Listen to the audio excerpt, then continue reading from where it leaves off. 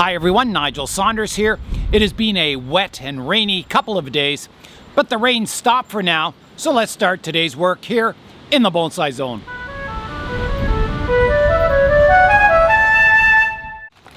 I've got my Austrian Pine out on the bench, and this is the year I was going to reduce the size of it, reducing all the branches in, the canopy, everything, to try and make it a more compact tree.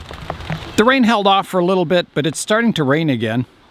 So here's my Austrian Pine, and you can see on all the branches, you can see all the back buds everywhere. All over the branches everywhere. Look in there, there's back buds everywhere. So I could basically, once the needles come out, I could reduce this tree back quite far, making it very, very compact. And it's something I've always thought of doing, and I haven't been quite sure, should I do it? How would the tree look? Would it look better or would it look worse? Would it look more mature with this kind of wide shape? Or would it look better, more compact? And so I thought, well, I'll take some photographs of the tree, and I did that. I took them with a black background, and then I brought it into a photo editing software. I use GIMP. It's a free one that you can download online, and it's fairly easy to use and does all the basics that Photoshop does. So I tried out some different scenarios, reducing the overall shape, and I tried removing a branch. So I'll show you those photos now. Here is the Austrian Pine as it is right now, and then I'll show you with the canopy reduced down. So there it is. It looks pretty good. I think it looks better. And then I tried reducing it even further. So here's a shot of that. And I think, I don't know, maybe that's too much. I think with the canopy reduced too tightly, it makes the trunk look too thick maybe. Tall and thick, and I don't know. Yeah, I think sort of the middle photograph is the balance point. Maybe the third one is too tight. The initial, how it is today, is maybe too wide, and somewhere in between looks about right. So that's probably what I'll do, is just reduce it back, maybe 10-20%, and see how it looks. I played around with taking off the lowest branch. So there it is as it is today. And then with that lowest branch off, and I don't really like it. It gives a higher feeling to the canopy, and maybe looks like an older Austrian Pine with kind of the flat top, more of a flat top type shape. But I don't know. I think it needs that branch down there. I'll try and improve that branch in the future, but I think it, for now, it looks fine. As the tree grows and thickens up, yeah, maybe the lowest branch will have to go, but we'll see in the future. The photos that I worked on give me an idea of what the tree would look like with the reduced canopy. It definitely makes the trunk look larger. I think it makes the tree look maybe more mature, because right now this tree has a fairly wide crown, but the trunk is fairly thin. Yeah, I think bringing the branches in just gives it a bit of a more mature look. It's starting to rain quite hard now, so I'm in here under the cover. And so I can't do this work until the needles come out on this tree. I've got to let them, get some green needles so they can draw sap to the branches. If I were to reduce it back now, the branch might survive, but it also could just get weak and die off. So I don't want to do it at this stage. So when I go to pinch the candles this year, I will be pinching the ones that I'll be removing. So the outer parts of the branches, I'll be pinching the back really hard, and that'll give more energy to those inner buds to develop those instead. And then later on, when they've come out in needles, I'll prune those off. So I definitely don't have to do any watering outside today. I'm going to go in the greenhouse now and just see how it's doing in there. It's not that warm out today. You kind of need a jacket. It's above freezing for sure, but here we are in the greenhouse. And it's fairly warm in here. It's not too bad. I've got my heater running down at the floor here, and I have my fan, my circulating fan going. I gave my fan a clean the other day. I took the grill off. You just pop these clips up here, you take the grill off, you can take all the fan blade out, and gave it a good thorough cleaning. It had a lot of dust and stuff collecting behind on the mesh. So now it runs even better. It's just got all kinds of good airflow. You can see it blowing around the leaves. Here it comes again. So watch the leaves here. It just, yeah, so it circulates air over the leaves. And this is really important on a hot day. It provides cooling, so the leaves, they transpire, they have water that comes out of the leaf surface, and then the evaporation of that water causes it to cool, and it keeps the tree cool on a hot day. And it's really important, especially in a greenhouse like this, where it gets easily up to 40 degrees Celsius on a sunny day. And it would go even higher, especially if I've got it sealed up. It would go up to probably maybe even 50 degrees Celsius. And that's kind of a temperature where plants can start to die if they don't get enough cooling. So you've either got to be in here misting them with cool water, or, you know, a combination of both, a fan and misting them with cool water. And that'll keep them alive at those kind of temperatures. I've moved the hibiscus into the greenhouse. This is the one that flowered almost continuously last year. And you can see it's kind of weak after winter, but as soon as I put it in the greenhouse here, everything started to green up.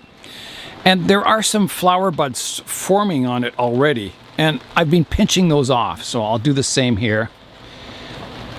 So there's the flower bud. And just throwing them away. I don't want the tree to flower. I want it to get a lot of foliage on it first. I will be potting it into a bonsai pot and trimming it back this year. So you can see on some of the branches I've got budding back at the base of the branches. So I can reduce this quite a bit and put it in a bonsai pot, and then, you know, grow a nice branch structure and canopy, and then let it flower. I've moved my princess earrings plant out here, and you can see there's a new shoot coming out from the trunk. Nothing's happening much up top yet, but the leaves are still green from last year, and hopefully it'll start to bud out with all kinds of vigor up top too. I've also moved my tiger bark ficus out here, which is a root over rock composition. And the rock is an artificial rock, and I may replace that with a real rock in the future. So you can see the tiger bark ficus is growing really well, and that definitely needs a pruning. I won't be doing it today. I'm going to probably work in the plant room today because I can't work outside. It's just too rainy, and I can't really work inside the greenhouse here anymore because it's just too crowded. So I may have to go indoors today and work in the plant room. Well, it's kind of fun outside here looking at the trees in the rain, but I think I've put off going inside long enough. So I'll head inside now. Well, there's the bird's nest spruce. I forgot to show you that. Looks really good. New buds everywhere on it. Yeah, it looks really cool. Yeah, so let's head inside now and start working indoors. I'm going to start the indoor work on this aloe plant. It was given to me a couple of years ago. It was much smaller then, and I just potted it up as a house plant. And now I'm going to tidy it up and kind of get it underway as a possible bonsai. I'm going to start today by weeding. There's a whole bunch of weeds in here that I will try and get out. So that's looking much better with the weeds removed. Some of the leaves down low, they're older leaves, and they're starting to discolor. They're kind of going sort of a brownish color. So I'm going to remove all the lower leaves. I'm just going to use the scissors to cut the older leaves away, and that'll expose a little more of the trunks on the aloe, and maybe there's some more weeds in here I can get to also. So here I go.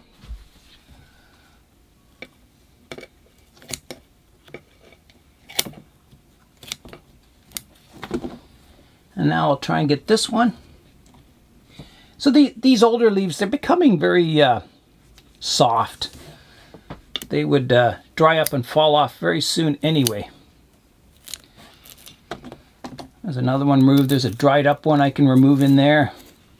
On this side, there's some more older leaves that need cleaning out. I may be able to just pull this one off. Yeah, that one just pulled off nicely. There's a dried up one I can pull off. There's one here I can probably pull off too, like that.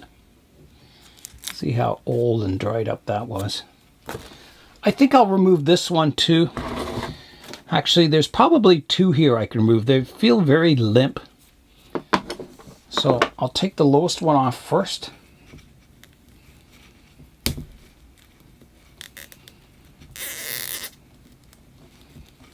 Like that.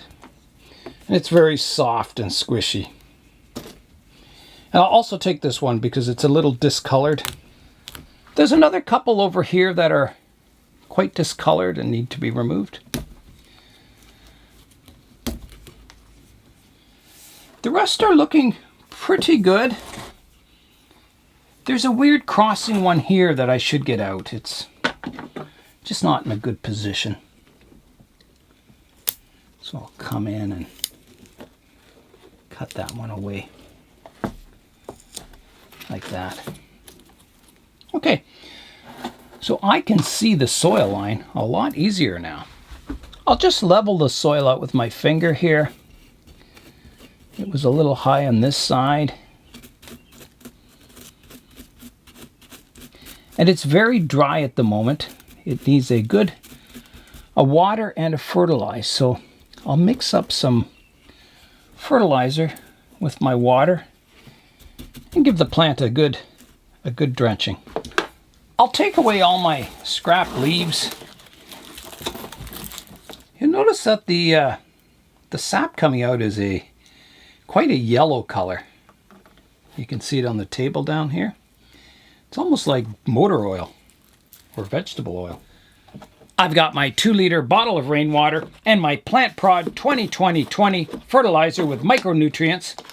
So I'll just add a small amount of fertilizer in with my 2-liter bottle of water. Like that. And then get all the right lids on.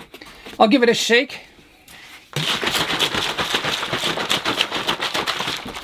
And now I can water my aloe.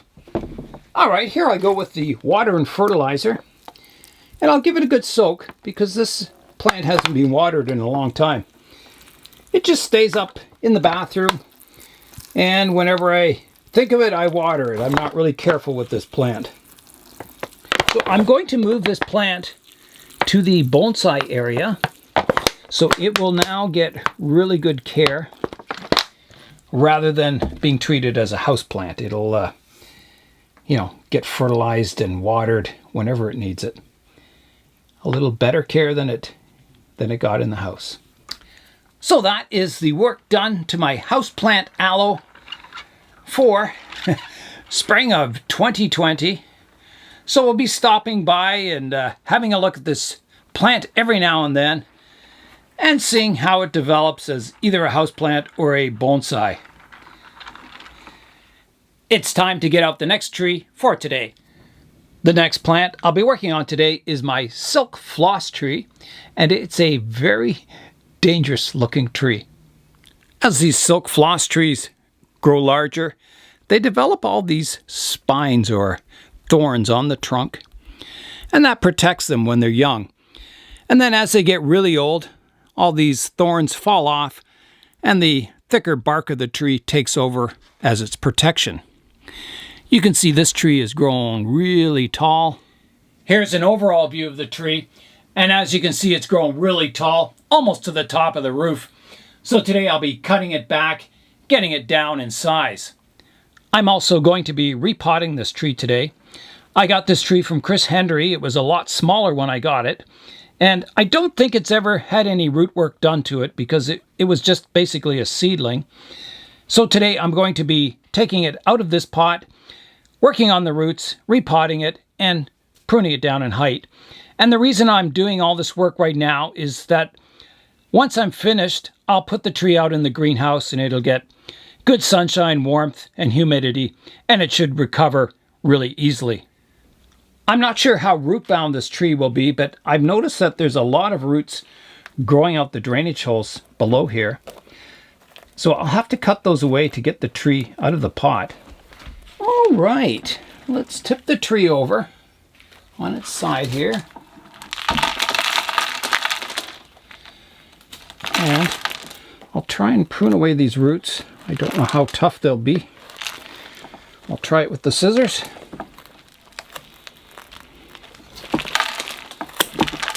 There we go. Yeah, quite a bit of rootage there.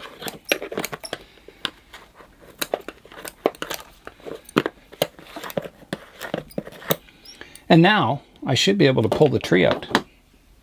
Let's get it back upright again. Let's see how this goes. All right, I'll begin to rake out the roots. Again, you know, always starting from the center of the tree, raking outwards so you don't tear your nice radial roots.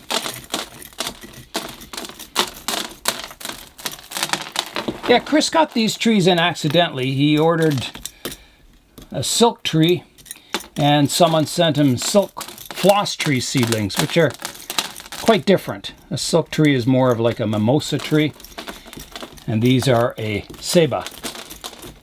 Very, very close to the Ceiba pentandra, the kapok tree.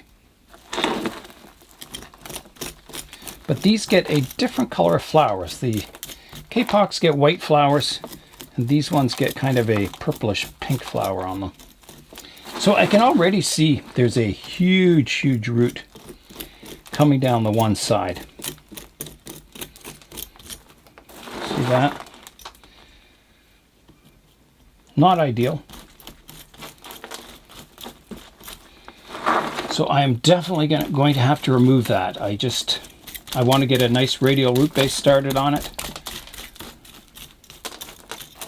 I just couldn't live with that huge root coming off. Kind of like a big potato root. It seems to wrap around it quite nicely in the pot. So it starts over here, wraps around all the way over to here. And then I think it might have gone out that drainage hole, the one I cut off. These trees generally root quite well from a cutting, so I'm quite confident I could cut it off and plant it as a giant cutting. And I think that's what I'll have to do because this root system is just not there. These trees are fast growers. So you can see, I think this seedling's only like, it might only be, it's 2 years old, I think. So they quickly grow from a seed to something quite enormous in just a couple of years. Okay, so I'm going to start by cutting the top of the tree off. It's quite top heavy. If I pan up the trunk from the roots, right up to this level, and right up here, the tree has been cut back once before. You can see there's a scar there. Here's a look here where it was pruned off, and then it's regrown. So I'm quite confident I can cut this trunk off anywhere, and I'll probably try growing the top as a cutting also.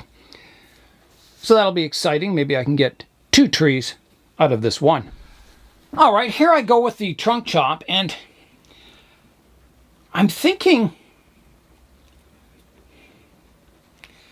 that was a pretty good height where it was cut before. So I'm going to go just below there. So right here.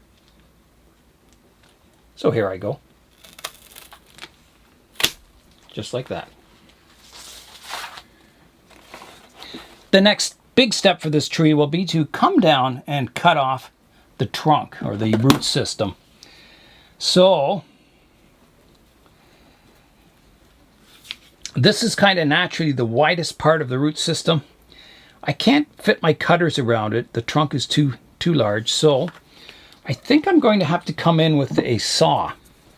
I've got this nice Japanese fine-tooth saw, so I'm going to come in right across here and start cutting. So here I go.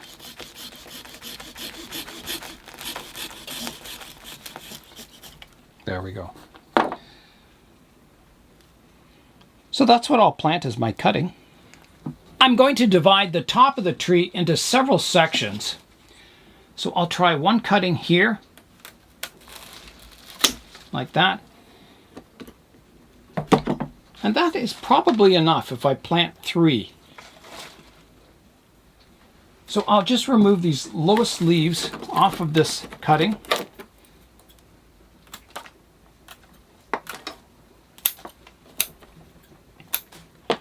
Like that. So I've got 3 cuttings to plant now. I'm also going to plant the original rootstock back in the original pot. So I'll put a layer in the bottom of the pot, plant the rootstock, and we'll see if anything grows out of it. This is all experimental. Nothing ventured, nothing gained. So it'll be interesting to see if this rootstock does develop shoots out of it, because it might make quite an interesting tree. You know, I can always remove the roots again off of it and plant the top as a cutting if it sprouts multiple sprouts from this stump. So it could make quite an interesting tree. We will see. It may just die back, I don't know. I'll give the stump some water. Let's make sure it's settled in there nicely. It seems to be quite nice. I'll put it back on the bench and we'll see what happens to this stump. A while back, I was showing in a video where I found a whole bunch of Japanese pots in a thrift store. So this pot was $6.99. It's made in Japan and it's really nice quality.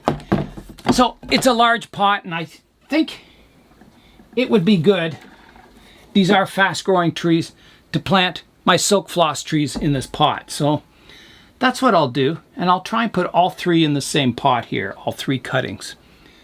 So the first step, I'll get drainage screens in the bottom and get a nice layer of soil about maybe 1/3 of the way up, and the rest I'll fill in to hold the cuttings in place. I'll cut off a piece of drainage screen here. It's kind of an odd shape, but that'll do in the bottom of the pot. It covers both drainage holes quite nicely. And I can fill it with some soil. So here I go with the soil, and I'll, as I said, about 1/3 of the way full. I think one more scoop will do it. It's still pouring outside. Otherwise, I would be doing this repotting outside. But it's just coming down like cats and dogs.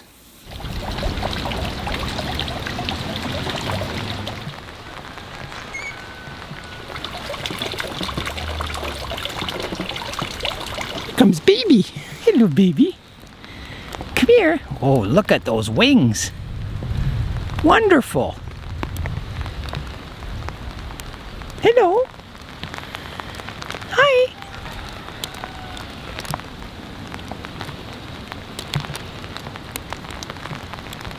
Hi, baby. Drying off. He just had a swim in the pond.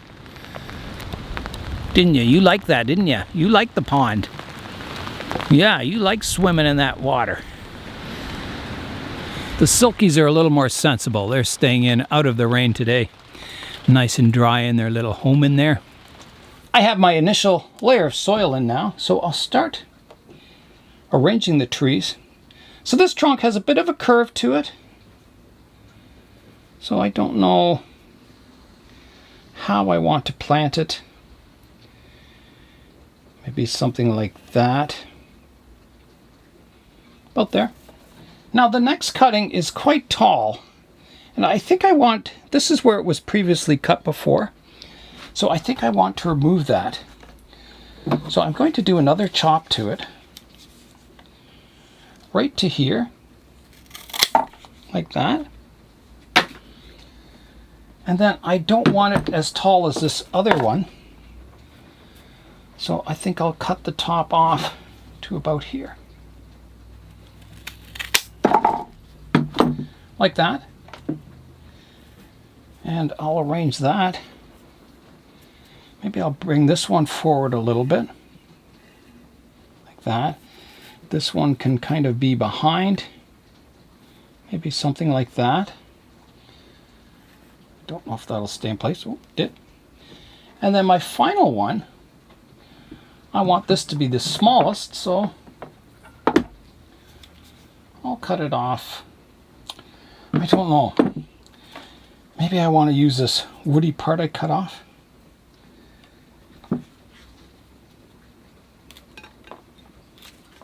As my third cutting. Maybe reduce it a bit more. Like that. Maybe I'll plant that in behind there. And then I'll do my smaller cutting.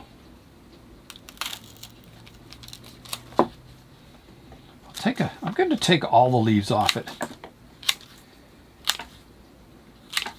Like that. And that's still a little tall, so I'll cut it off even more.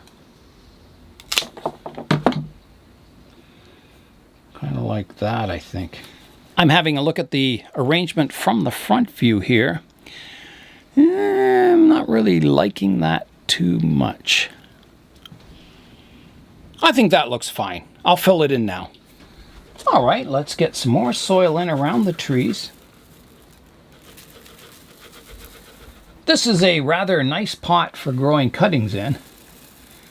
However, I'm not using it at the moment, and a new pot like this, the more you use them, the more they get a bit of patina on them, so they don't look like brand new pots. So if you have an older tree, you want to match it with an older looking pot. So by, using this pot over the years as these cuttings grow, the pot will start to get a bit of patina on it. It won't go, it'll dull, it won't be this shiny new finish. And it'll maybe match an older tree someday. You'll notice that a lot of the big bonsai shows that selecting the pot is very important. If you have a 100 or 200-year-old tree, you want the age of the pot to match the tree. You don't want it, this old tree in a shiny new pot. It just looks out of place. So you want kind of an antique pot to go with your antique tree. And that just looks fantastic when you get the right pot with the right tree. Okay, I think that's all planted and it's ready to be watered. I would normally use my bottle cap watering system, but what happened is I was picking the bottle up and it slipped out of my hands, hit the floor, and the grill in the top of the water spout popped off, and I couldn't find it anywhere. I looked everywhere in the plant room. I couldn't find it. It must have just, I don't know where it went. So instead I used a regular bottle cap and poked holes in it, and it's not near as good, but it still works. It's just kind of messy. So I'll have to get some more of those bottle cap watering nozzles. They're really good. Okay, I think that'll do it with the watering. I've got my silk floss tree cuttings planted, so now it's time for today's update. The next giant that I'll be reducing in height is my Ficus benjamina. It's a medium leaf benjamina ficus, and it's just been growing a little larger every year, and now it's way too tall. The reason this tree's been growing a little taller every year is that it was growing quite weakly after I repotted it in this new pot. And it hasn't been strong enough to prune back, so I've just been letting it grow each year, and it's been growing weakly for about 3 years now. And finally this year it's starting to get a lot of vigor up top, and it's been growing strongly. So now I've got to prune it back in height to get it back into proportion. And off it goes. Just like that. So there's a lot of vigor off the tree right there. Like that. So here I go. That one's gone. The next task is probably going to be the toughest one, and that's cutting everything back to kind of a rounded profile, a broom type structure. So like that. And the branch behind here, I'll remove to here. There's some dead stuff there. This branch, I'll come back to here. Actually, maybe here. There. And prune these back a bit. And this one to here. And this one, I think to about here. Wow, that's a major reduction. I've been looking at the front view and this branch just has to go. It's kind of crisscrossing with the back one, and it's a younger branch, and yeah, it's just not in a good position. So I'm going to prune that away, coming in here and trying to get a nice flush cut.